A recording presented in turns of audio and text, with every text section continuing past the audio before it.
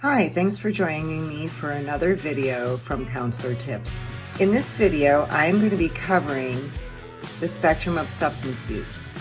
There are many models that exist related to substance use disorders. The model that I'm going to be covering today is one that is directly related to the mental health field, substance use treatment model, as well as the medical model. In the 1950s, the American Medical Association denoted that alcoholism was a disease and that alcohol, like other substances, can become addictive.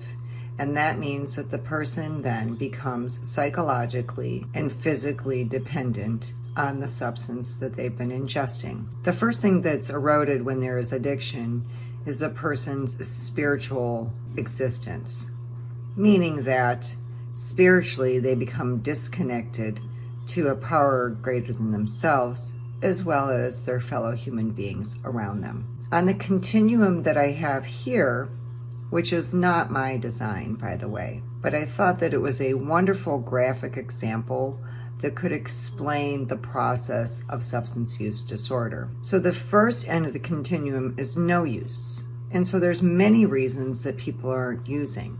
Instead of assuming, make sure you ask your clients as to the reason that they're not using substances. Some people are on the early part of the continuum, whether they be children, whether it be by choice, whether it be never really being exposed to substance use or having used before but choosing not to use now, or have developed addiction and that they're decided that they can no longer use any kind of substance because it gets them in a pickle. This can also be covered in a biopsychosocial, where you gain history about the client's substance use or misuse or dependence. The next part of the continuum after not use is use, but it's not a problem. So use that's not a problem is defined individually, right? So we as clinicians will know that use of a substance is not a problem when a person doesn't have relational difficulties, when they can attend to taking care of themselves. And I mean in a multitude of ways. We're back to physically, psychologically, and spiritually. They feel that they have great connections to themselves, to others, their job is not interrupted, or their education is not delayed or interrupted, and they're successful in all areas of their life. The substance is not interfering with the person's overall well-being. The next section on the spectrum of use continuum is misuse. And so misuse comes again with all individualistic type of definitions. But when tailoring it to the use of a client, you want to know what misuse may look like for them. So for some people, misuse is a place where they're not using psychological tools or taking care of themselves physically, but instead they're turning to the use of a substance to feel release or relaxation, comfortable with themselves or others, or feel that it's a way to motivate themselves or their energy to participate in regular daily life and activities. Again, you will need to find out the client's history as well as their own point of perspective about what they're doing in their life related to substance use and whether it is considered misuse, use but not a problem, or next on the continuum, abuse. Abuse of substances has consequences related to the choice to use. So people will be able to identify abuse by some very simple things. Is there consequences related to when I use a substance? Are my relationships with myself or others interrupted? Am I using the substance in absence of self-care? Is it getting in the way of me keeping my job or getting promoted or performing my job duties successfully?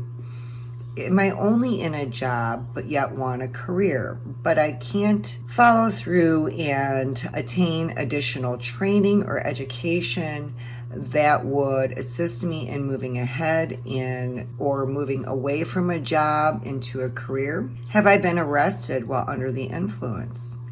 Whether I'm driving a motor vehicle or I am been disorderly in public? Do I have other consequences such as a hangover or vomiting, missing important events, unable to get up, feel the chronic urge to escape through the use of substances? So again, abuse is defined individually, but it generally comes with consequences related to substance use. Next on the continuum is dependence.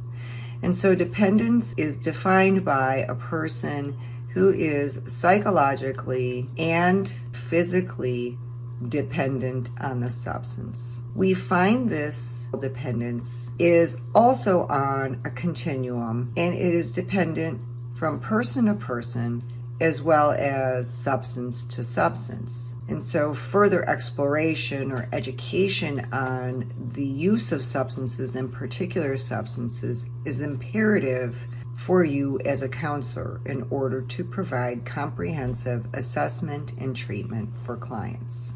Last on the continuum is addiction.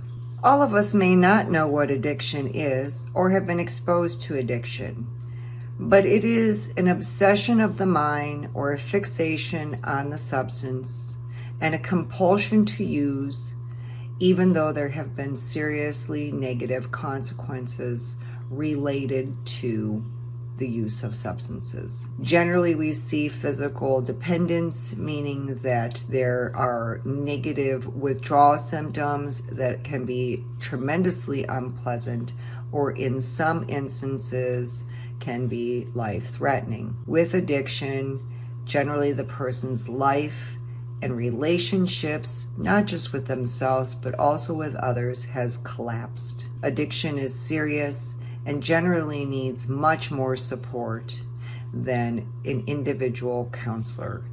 It needs a whole network of support, including people who are friends and family members, people who have developed similar addictions, being available to be with, talk to, and support the progress of the person.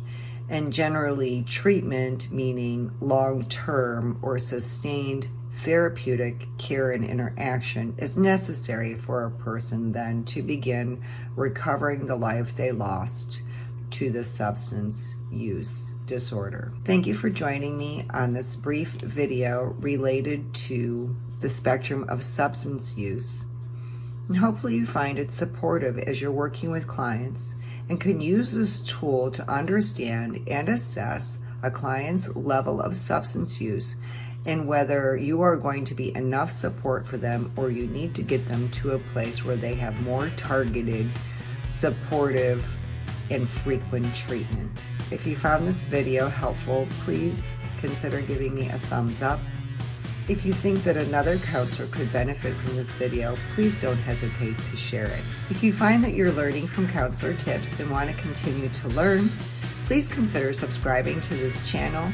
And hey, turn on the bell. That way you know when I have a new video available to support you. I'll see you soon.